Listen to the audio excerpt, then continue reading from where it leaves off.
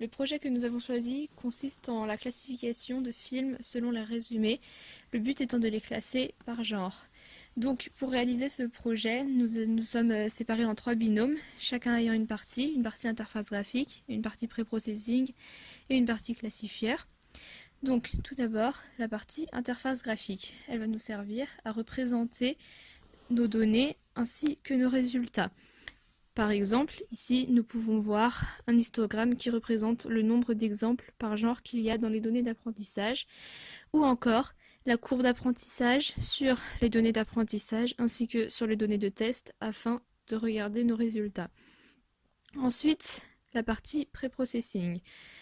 Donc, tout d'abord, nous n'avions pas accès aux données brutes, c'est-à-dire que nous n'avions pas accès au résumé de texte tel quel.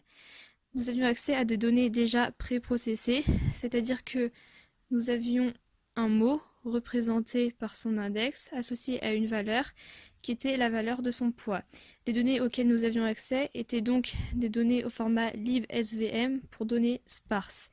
Par exemple, comme nous pouvons le voir ici, c'est la première ligne du fichier des données d'apprentissage.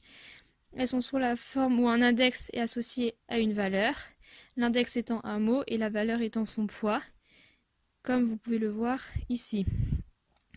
Sauf que pour classifier nos données, nous avions besoin qu'elles soient denses. Donc nous avons fait une classe de préprocessing qui convertissait les données sparses en données denses.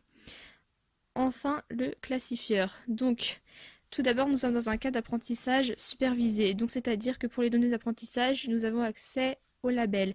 Les voici. Dans cet exemple, nous voyons que la ligne en question correspond à une donnée qui est dans la classe de la première catégorie, là où nous avons le 1, et qu'elle n'est pas dans les autres catégories. Il pourrait y avoir plusieurs 1, car notre classification est aussi multilabel en plus d'être multiclasse. Nous avons commencé pour le classifieur par faire des tests un peu aléatoires avec le fichier que nous avait donné les M2, avec différents classifieurs.